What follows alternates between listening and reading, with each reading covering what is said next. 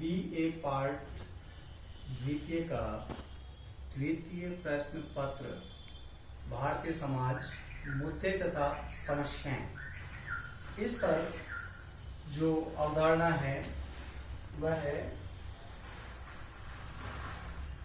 अपराध, क्राइम की अवधारणा पर हम बात करेंगे।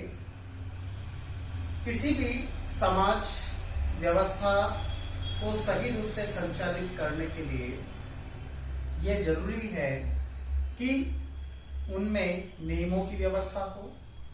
जैसे सामाजिक व्यवस्था संचालित करने के लिए प्रथा, परंपरा, रूढ़ियां, जनरीतियां, विश्वास, मूल्य, प्रतिमान, धर्म, ये सारे एक नियम हैं जो व्यक्ति को इन नियमों का पालन करता है तथा समाज व्यवस्था संगठित रहती है। परंतु जब जब भी इन नियमों का व्यक्ति उल्लंघन करता है तो व्यक्ति की समाज के द्वारा आलोचना की जाती है और उसकी निंदा की जाती है। साथ ही यदि उसका अपराध जघन्य है तो उसके लिए कठोर दंड की व्यवस्था भी की जाती है समाज के द्वारा। लेकिन अपराध की जो अवधारणा है वो समय, स्थान, सापेक्ष पर, परिस्थिति के आधार पर बदल जाती है।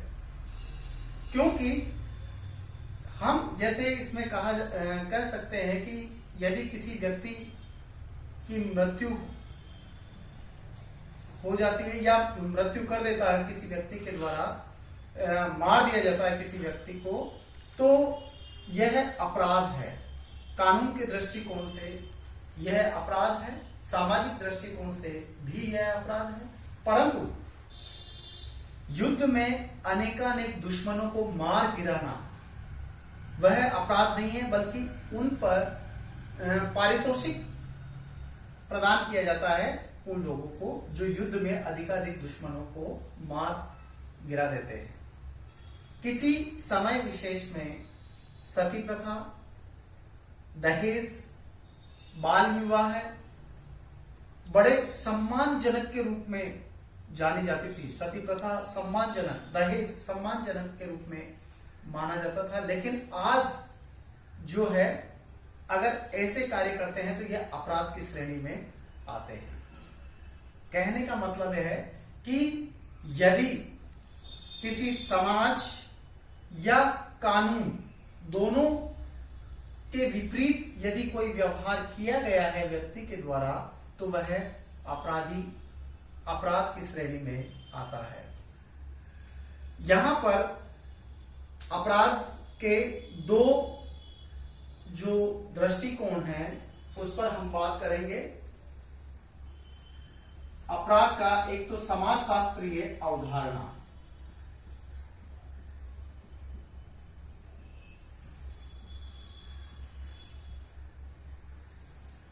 समाजशास्त्रीय अवधारणा, और दूसरी अपराध की जो है वो कानूनी अवधारणा।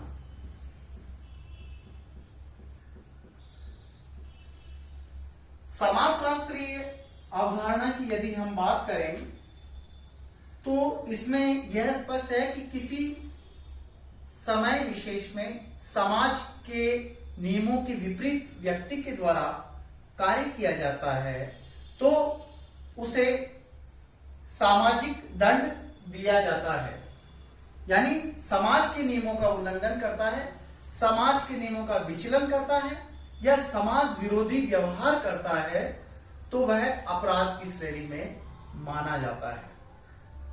कहने का मतलब यही है कि एक समय विशेष में समाज के नियमों के विपरीत यदि व्यक्ति के द्वारा कार्य किया जाएगा तो उसको, उस कार्य को अपराध माना जाएगा। इस अवधारणा पर बहुत से विद्वानों ने अध्ययन किए हैं, समाजशास्त्रीय अवधारणा पर, जिसमें अगर हम कहें इलियट एंड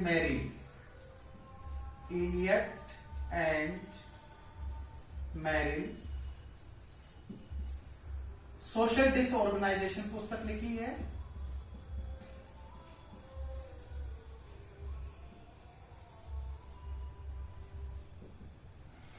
आपने कहा कि समाज विरोधी वह व्यवहार, यानी कि व्यक्ति के द्वारा जो कार्य किया जाएगा वो समाज विरोधी व्यवहार होना चाहिए, तभी जाकर के वो अपराध की श्रेणी में होगा। तो इलियट एंड मेरिल ये कह रहा है कि समाज विरोधी वह व्यवहार जो कि समूह द्वारा स्वीकार किया जाता है, जिसके लिए समूह दंड की व्यवस्था करता है, इसे अपराध के रूप में परिभाषित किया जा सकता है।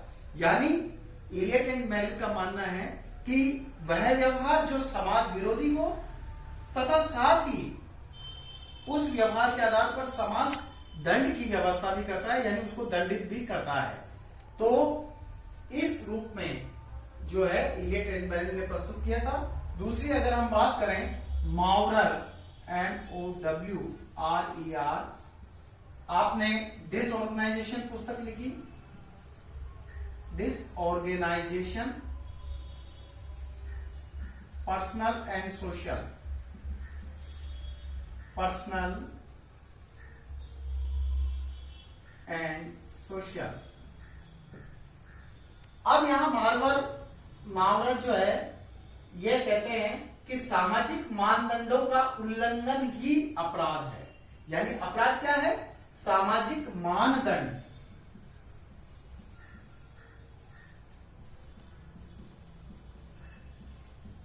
सामाजिक मानदंड का उल्लंघन ही अपराध है। अब ये सामाजिक मानदंड क्या है?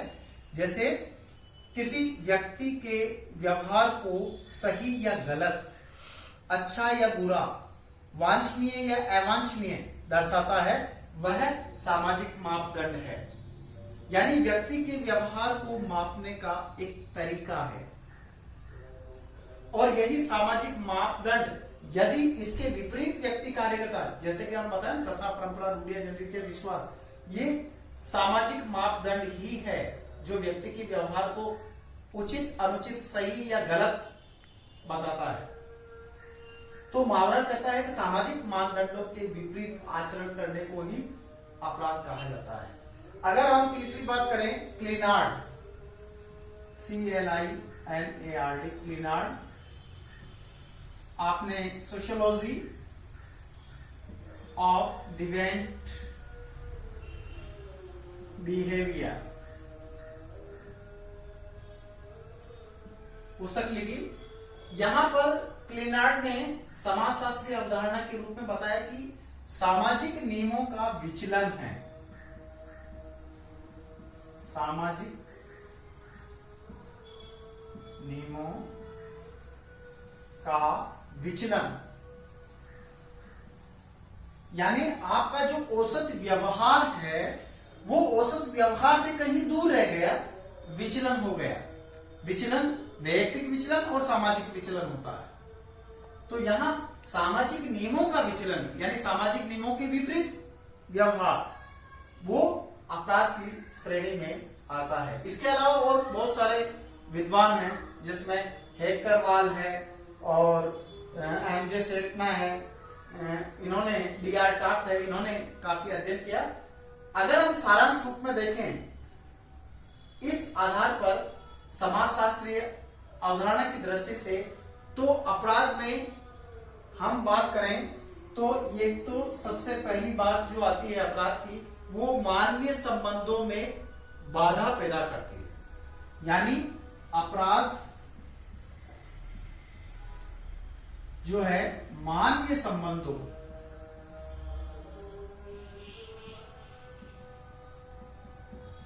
में बाधा उत्पन्न करती है। यानी कि सोशल सिस्टम है, सामाजिक व्यवस्था चल रही है, मानवीय संबंध व्यवस्थित है, लेकिन जब नियमों का विचलन होगा तो उसमें मानवीय संबंधों में बाधा पैदा होगी आपराधिक कार्य से। दूसरी अगर हम बात करें कि किसी समय विशेष में जो मूल्य एवं आदर्श हैं, वह आदर्श, उन मूल्य व आदर्शों का उल्लंघन करना है, उल्लंघन अपराध का दूसरा जो तथ्य सामने आता है कि किसी समय विशेष में जो सामाजिक मूल्य हैं, प्रतिमान है, मापदंड है या आदर्श है, उनका उल्लंघन करता है तो वो अपराध है। प्रथा, परंपरा, रूढ़ियां ये एक मूल्य है, एक आदर्श है, इसलिए इसके विपरीत यदि व्यक्ति व्यवहार करेगा तो वह अपराध की श्रेणी में आएगा। तीसरी अगर हम बात करें तो अपराध जो है वो सामाजिक एकता के लिए खतरनाक है। सामाजिक व्यवस्था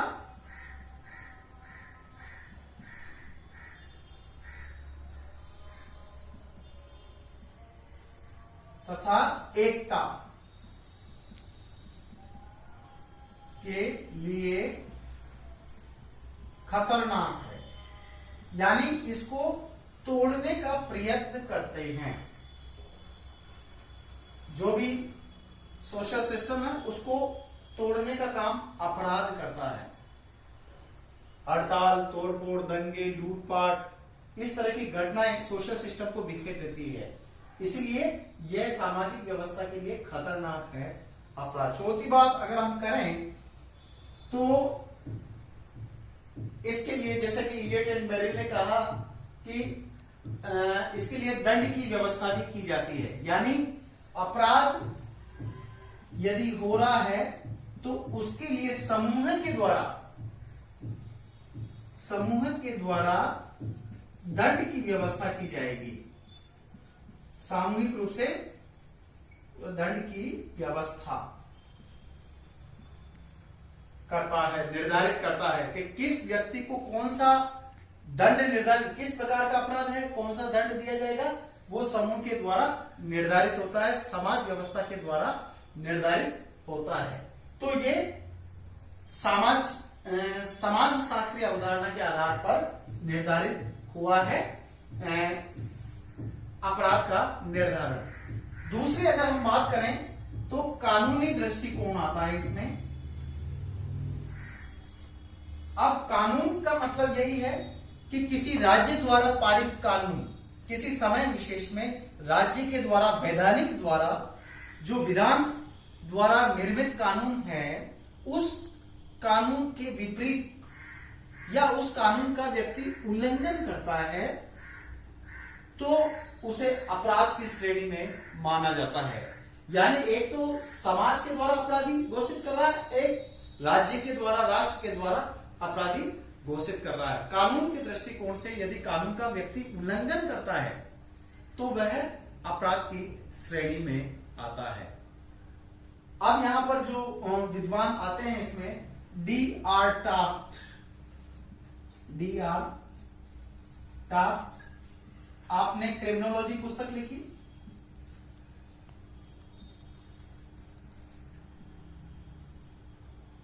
यहां पर D.R. टाफ्ट ने कहा कि वैधानिक रूप से अपराध एक ऐसी क्रिया है जो कानून के अनुसार दंडनीय है। कानून के अनुसार दंडनीय है। ये वैधानिक यानी विधान जो है, कानून जो है, उसके अनुसार यदि जो है कार्य है, उसके विपरीत कार्य है तो दंडनीय है। तो अपराध कानून के अनुसार दंडनीय है यदि आपने उसका विरोध किया है, विपरीत कार्य किया है, विधान के विपरीत या विधान का उल्लंघन किया है। दूसरी अगर हम बात करें एमजे सेटना, विद्वान MJSETHNA, society and the criminal, society and the criminal, CRIMINAL।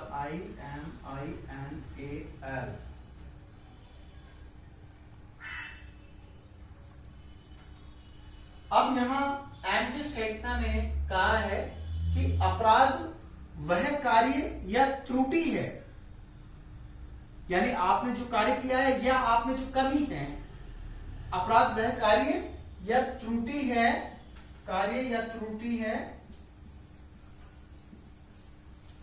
जिसके लिए कानून दंड देता है।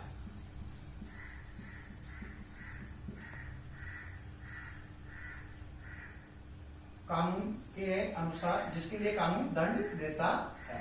यानी एमजे सेठना कह रहा है आप अपराध वह कार्य या त्रुटि है जिसके लिए कानून दंड देता है। अगर आपने कानून के विरुद्ध कार्य किया है तो निश्चित रूप से कानून के दृष्टिकोण से जो है उसका उल्लंघन होने पर दंड दिया जाएगा। तीसरी अगर हम बात करें इसमें मावरर की, मावरर जैसे कि पुस्तक लिखा है मैंने, डिसऑर्गेनाइजेशन पर्सनल एंड सोशल, मावरर ने लिखा है। इसमें लिखा है कि अपराध जो है वह कार्य है जिससे कानून का उल्लंघन होता है। वह कार्य जिससे कानून का उल्लंघन होता है। और चौथी बात हेकरवाल की मैं बात करूं, हेकरवाल इसमें लिखा economic and social aspects of economic and social aspects of crime in India. इसमें कहा कि कानून के दृष्टिकोण से कानून का उल्लंघन ही अपराध है। यानी कानून के दृष्टिकोण से जो है कानून का व्यक्ति उल्लंघन कर रहा है तो वह अपराध की श्रेणी में आएगा। अब हम कानूनी दृष्टिकोण के आधार पर इसमें क्या तथ्य हो सकता है, तो इसमें पहली बात अगर हम माने तो सबसे पहले क्या होगा इसमें कानूनी अवधारणा में, जैसे समाजशास्त्रीय अवधारणा में हमने बताया कि सामाजिक नियमों का उल्लंघन है, तो इसमें कानून का उल्लंघन है। तो सबसे पहले बात आएगी कानून का उल्लंघन यदि कोई करता है तो उसे अपराध कहा जाएगा। यानी जिस कार्य के द्वारा कानून का उल्लंघन हो रहा है वह कार्य अपराध के अंतर्गत आएगा। पहली बात इसमें यह होती है। यानी कि जैसे हम ये कहें कि अब ये भी समय के आधार पर बदलता है। जैसे पहले किसी समय दहेज एक सामाजिक समस्या के रूप में नहीं थी।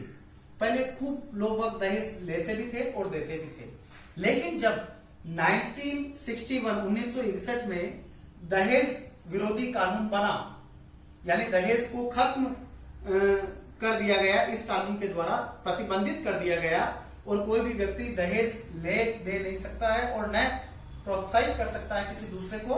तो जब इससे पूर्व तो ये दहेज एक सामाजिक समस्या नहीं थी, लेकिन इसके पश्चात कानून बन गया और कानून बन गया तो ऐसे कार्य करने वाले के लिए वो कानून का उल्लंघन माना जाएगा दहेज।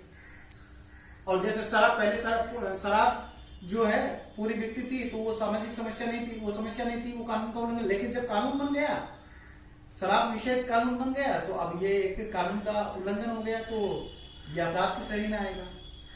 दूसरी अगर हम बात करें तो अपराध का जो निर्धारण है, यहाँ पर समाज निर्धारण करता था, लेकिन यहाँ राज्य निर्धारण करेगा, यानी न्यायालय। क्योंकि दंड का जो निर्धारण है कोर्ट या न्यायालय में किया जाता है। अगर व्यक्ति को सजा प्रदान करनी है अपराध के तौर पर तो उसको न्यायालय में प्रस्तुत किया जाएगा। तीसरी बात करें तो इसमें अपराधी इरादा भी होना चाहिए। अपराधी इरादा, देखिए इसमें इंटेंशन महत्वपूर्ण बात है अपराधी इरादा की, क्योंकि कई बार जो है एक व्यक्ति पिस्तौल लेकर के, डाकू है, पिस्तौल लेकर के किसी के घर में घुस जाता है और उसको कहता है कि तू ये काम कर, और उसको जबरन उस तरह का काम करा यद्यपि उसका इरादा नहीं था, तो वो अपराध नहीं है। इसमें इंटेंशन, अपराधी इरादा होना जरूरी है। जैसे एक व्यक्ति कम गहरे पानी में यह समझ के भाई मैं तेज होऊंगा, लेकिन वो डूबकर मर जाता है, तो वो आत्महत्या नहीं है, इंटेंशन नहीं था उसका। अपराधी यानी अपराध के लिए अपराधी इरादा होना चाहिए। चौथी अगर हम बात करें तो यहां पर कानून विरोधी व्यवहार, कानून विरोधी व्यवहार प्रकट होना चाहिए। ऐसा है कि आप मन में ही रखे हुए हैं कि भाई तो मैं ये काम करूंगा, मैं हड़ताल करूंगा, आपके मन में है, लेकिन इसकी क्रियान्विति नहीं हो रही है, इसकी परिणति नहीं हो रही है, तो वह जो है अपराध नहीं है। यदि आप उसकी क्रियान्विति कर रहे हो, यानी कानून विरोधी व्यवहार प्रकट होना चाहिए, तभी हम उसको अपराध की श्रेणी में सम्मिलित करेंगे। और इसके बाद में अगर हम कहें तो इसका जो संबंध है, अपराध का जो संबंध है वो दंड से है। यानी कोई भी व्यक्ति अगर अपराध करेगा तो उसको निश्चित रूप से दंड का प्रावधान है, उसको दंड मिलेगा, कानून उसे दंड देगा। और अगली बात करें तो इसका जो संबंध, चूंकि ये माना जाता है कि समाज में सामूहिक एकता महत्वपूर्ण है, सामूहिक एकता जो है हित व हित महत्वपूर्ण होता है, लेकिन अपराध इस सामूहिक एकता व हित के विरोधी है, यानी इसको नुकसान पहुंचाता है ना। तो अपराध का जो संबंध है वो सामूहिक एकता व हित से है, यानी इनके हितों को नुकसान पहुंचाता है अपराध।